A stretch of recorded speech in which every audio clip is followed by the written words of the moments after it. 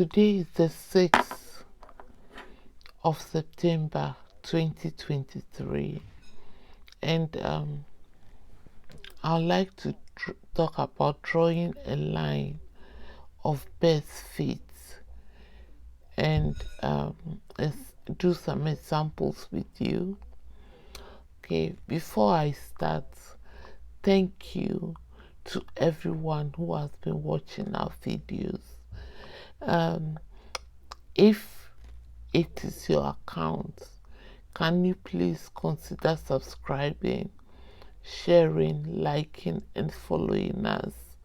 Okay, if it's not your account, please ask for permission. Okay, if you want to subscribe. I normally write in the comment section, please follow my notes / script. Okay, there are times after I've watched the video, I realize that I could have, for instance, this is 11. So if I say 1, it's 11. So if I'm pointing to this, okay, and I'm explaining it, and it comes out as 1 out of 25, it's not 1, it's 11 out of 25, okay. And then beware of scammers, okay.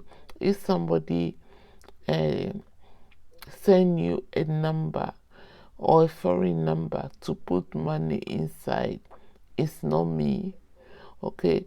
If somebody sends you a friend request, it's not me, okay. So please beware of scammers.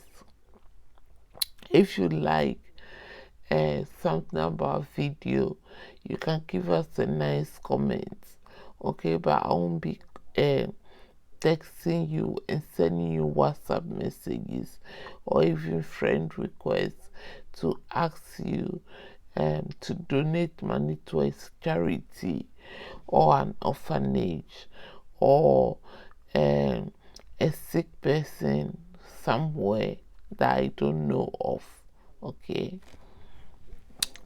Let's see the recap. Last lesson, we look at scatter diagrams, okay. We saw the positive correlation.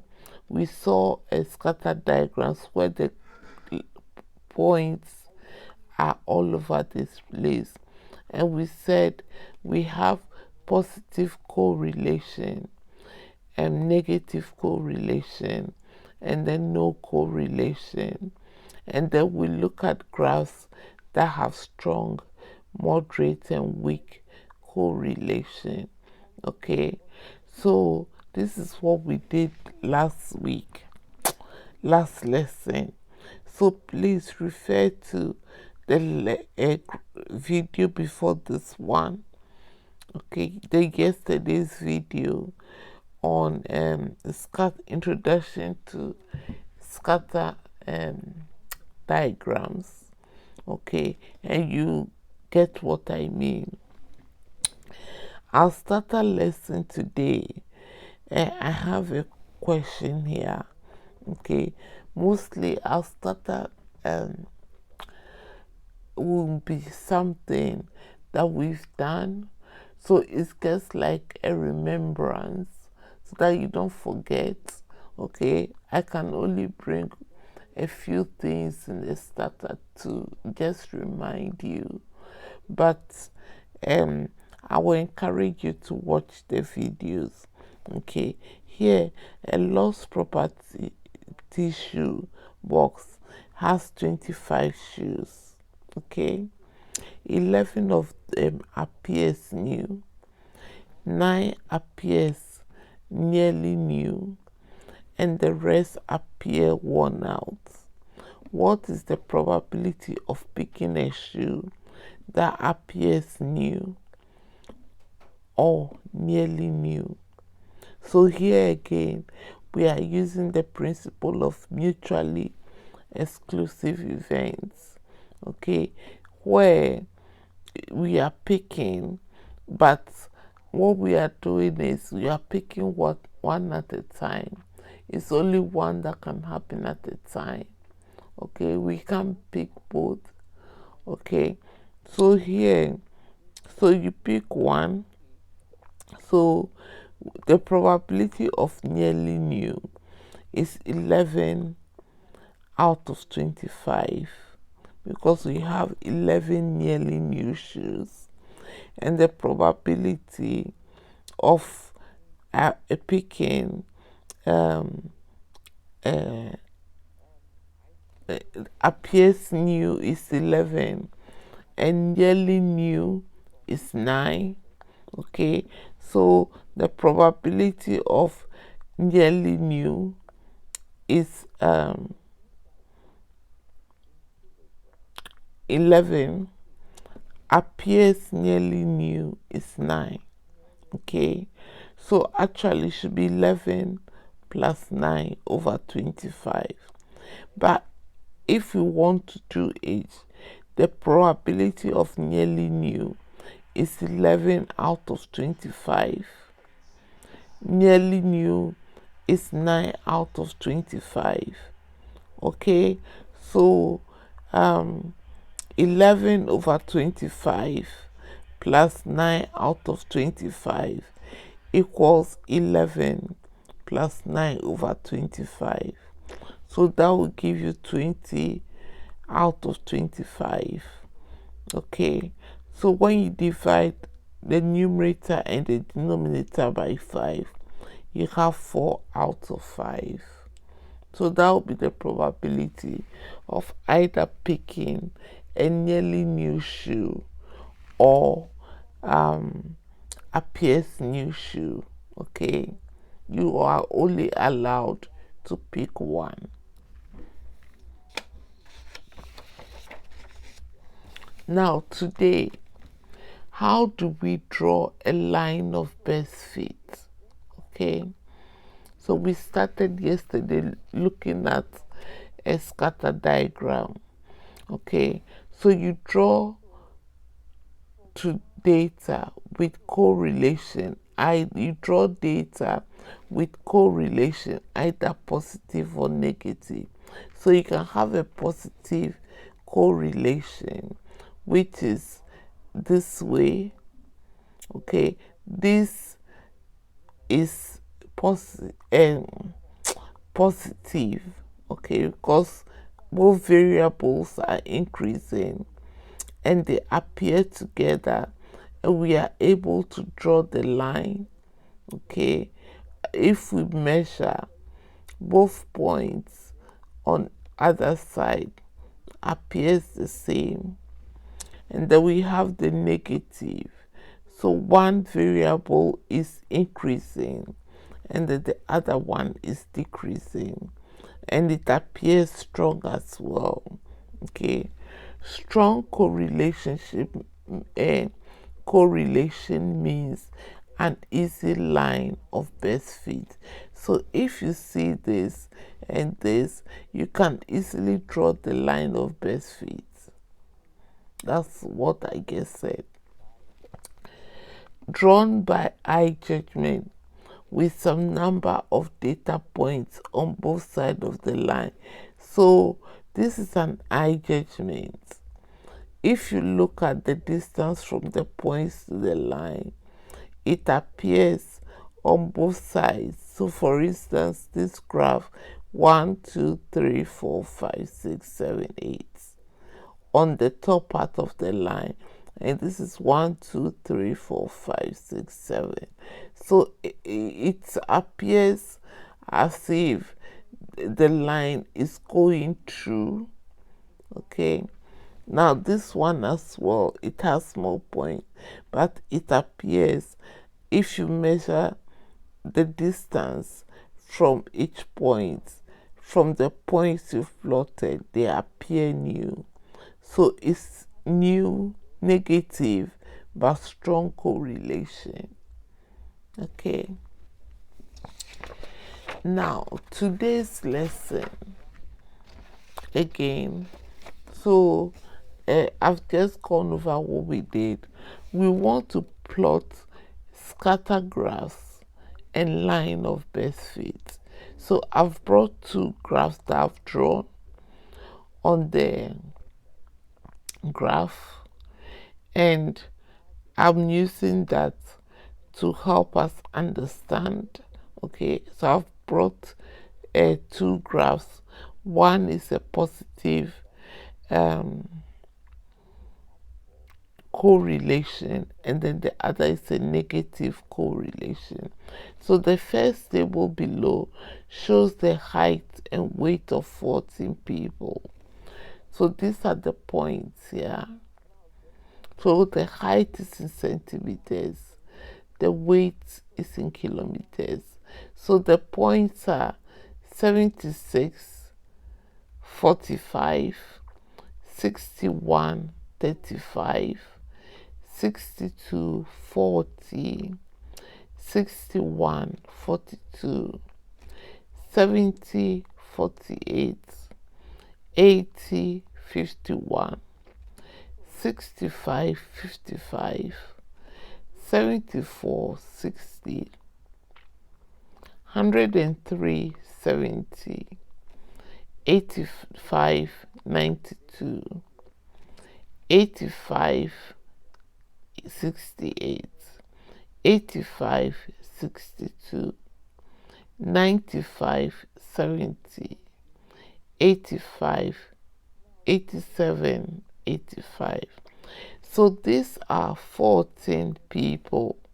Okay, pick that random. So what you are going to do is, I've plotted the graph here. That is the first table, as you can see, and I've shortened both sides. Okay, this graph have both sides shortened, and then I have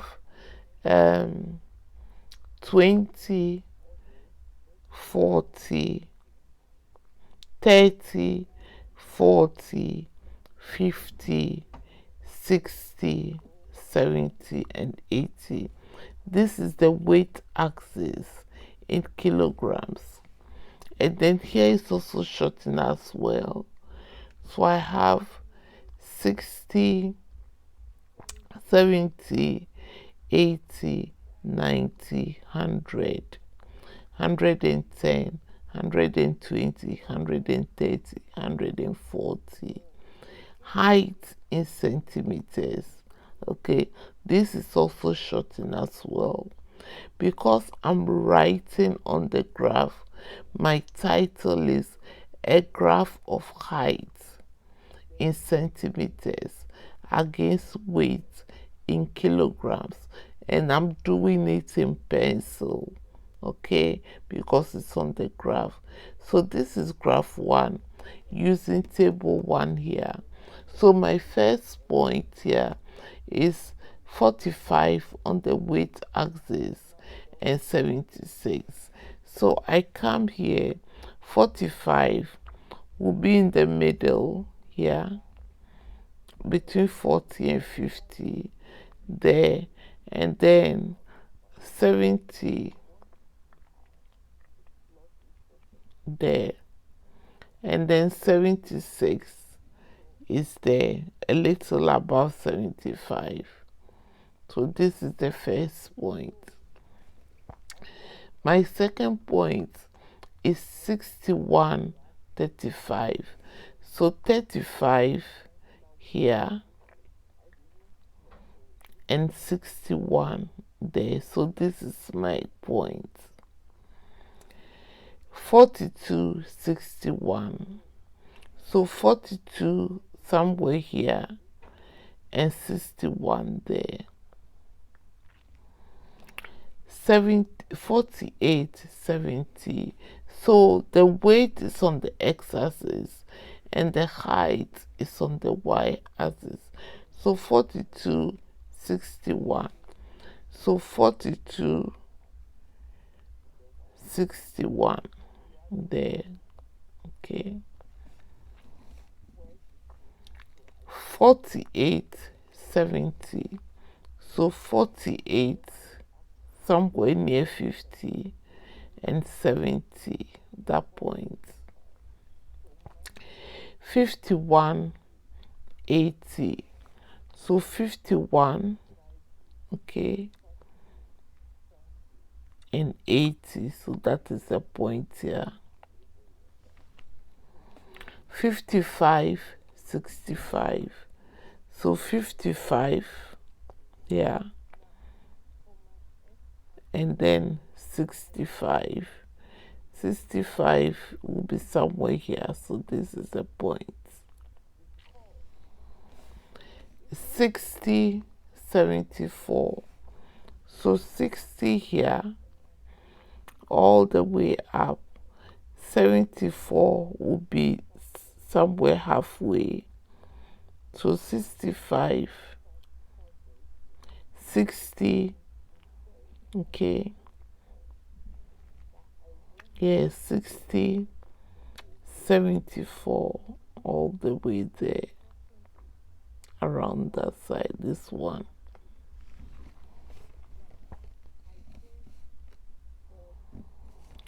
$70, 105. So 70 here, 105. This is a bit outlier, but it's still closer. That's the only point. 95, 82, 95. So 82 here and 95 all the way there. So 82, 95. Okay, so 95, that point.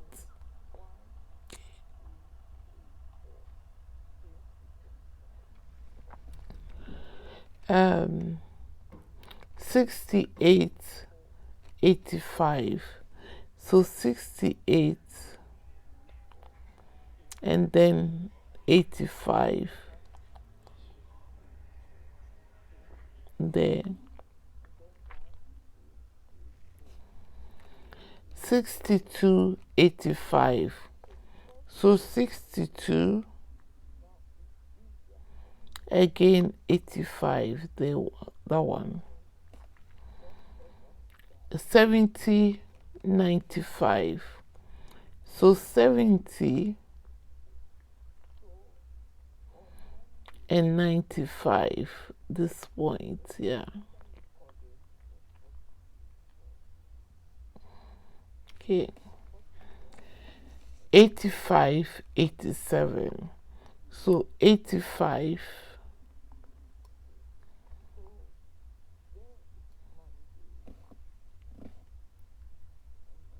87, that point. So after plotting, okay, I got a scatter diagram and I tried to draw the line of best fit with eye judgments. Okay, I will explain this point later. So that is the first one.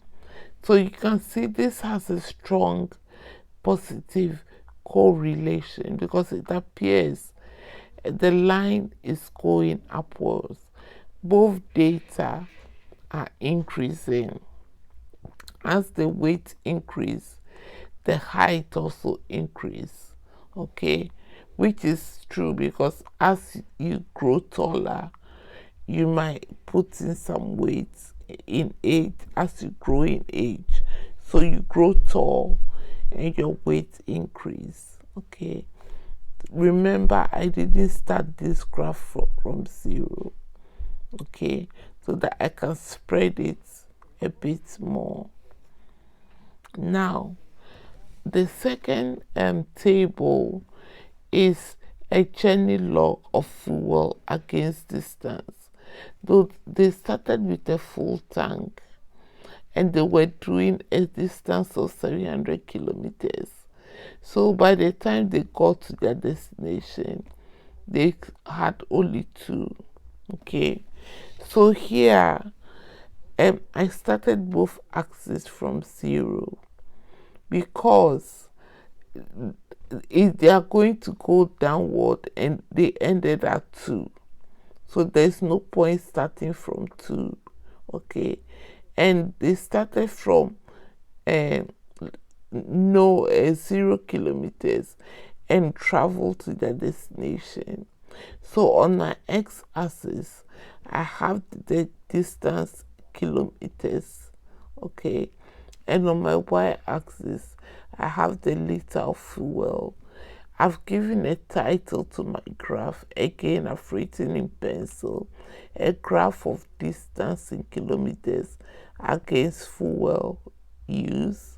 Okay, so this is my second graph. Okay, so when they were at 48, nearly full or full liters, they had done 0, so it's here. Okay, and then they traveled 400 kilometers, okay, and measured. So at 100 kilometers, they had left 44, so 100 all the way up 44. At 200, they had 36 liters. So at 200, okay, they had 36, which is there. At 300, they had 30. So at 300, okay, they had 30. At 400, they had 25. So 400 here, all the way up, they had 25.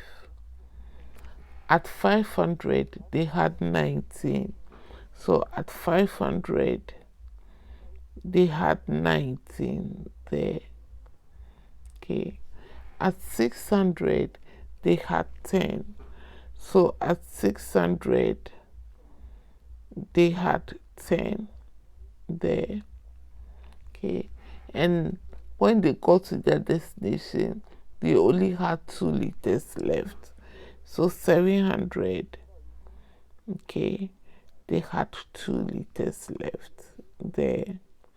So as you can see, we didn't need to shorten the graph, but it has a negative strong correlation. So this was easier to draw because the points are closer together. This correlation is stronger than this one. Okay, this has a positive correlation but is stronger. Okay, now a few points to discuss. So this is the table 1. Okay, if you want to draw the graph, so I'm going to go along for you to see. Okay, there. Okay, so that is the 14 people sampled, and this is the second graph, the one with the negative. So that one here. Okay, I don't know whether you can see all. Okay. Now I did something which you can do if it's a calculator paper, and I won't advise, but it will be easier to, you can find the mean of all the data, okay, and use the points to plot. So you can use the calculator to quickly find the mean of both data to help plot the line. So ideally, all the line of best fit should pass through the mean data or nearly. But here, I did it by eye judgment before I did the mean. Okay, so I found the mean of the height, which you don't have to do. But if you have time, you can do it because it will give you a guess. Okay, so I found the mean of all the heights. So I added all the data and divided by 14. So when I added on the calculator and divided by 14, I got 78.6 centimeters, which is approximately 79 centimeters. When I found the mean weight, I got 813 divided by 14, okay, which is 58 to the nearest whole number. So if you plot 79 centimeters and 58 kilograms, so your 58 kilograms will be somewhere there, okay, and your 79 will be there. So when I found the main point, it was closer to the line of best fit. Okay, so you can do this quickly and then plot the points and try and get your line as close to the main point as possible.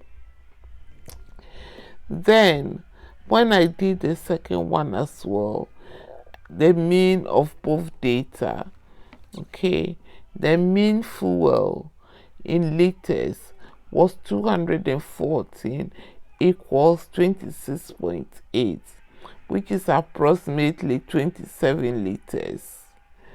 And then the mean distance was 2,800, which is approximately 350.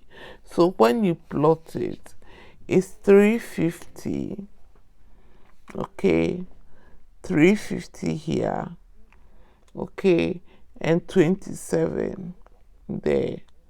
So that is 25. So 27 is somewhere here. So if you have time, you can find the mean of the data, and then after you've plotted, you try and draw your line as close as you can, or you plot the line and then use your eye judgment to draw the graph. Okay, so this is what I did. This is how I wanted to show you that as well. So this is another way of trying to draw the line of best fit. Okay, now let's look quickly at the graph we've drawn. So they might ask you questions like, for instance, the first one, use your graph to find the corresponding weight and height when the weight is 60, okay, or maybe when the weight is 40.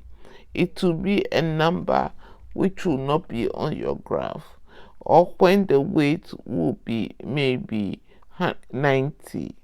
Okay, so you come here, look for 90, try and get the graph and find the corresponding number on the y-axis.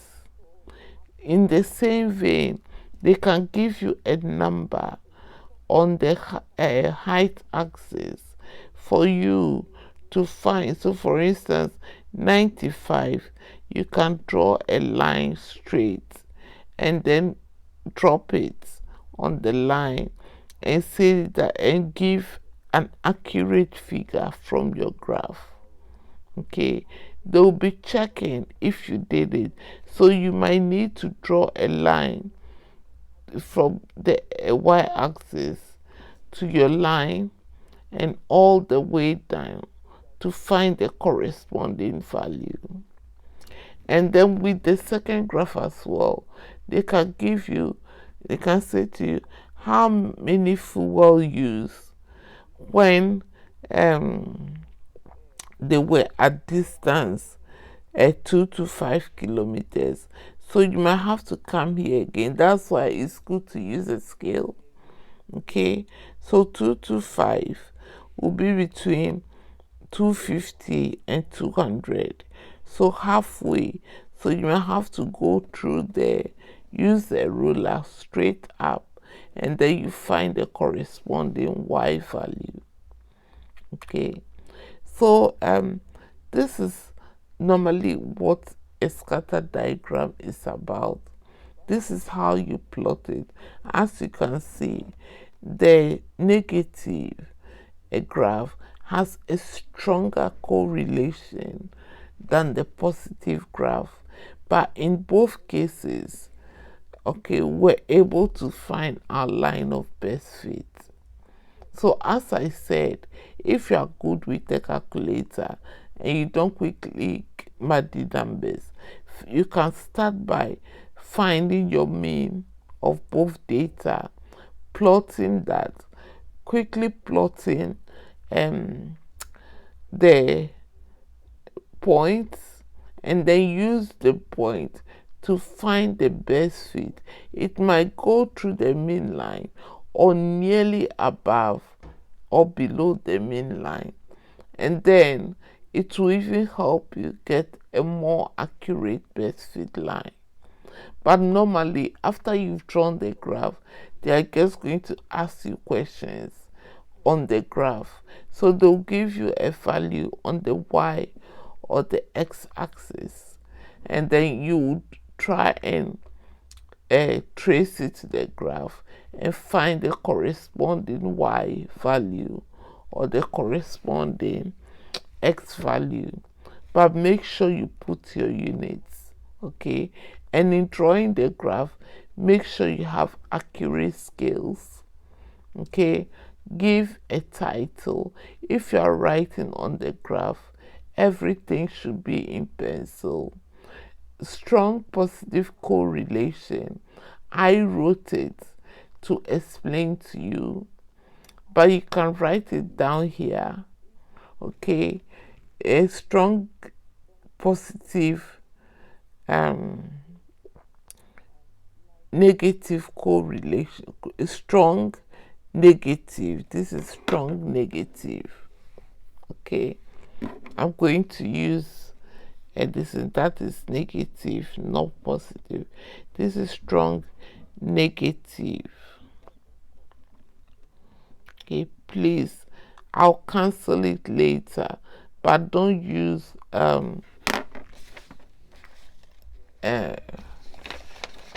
I think I'll rub it here, okay?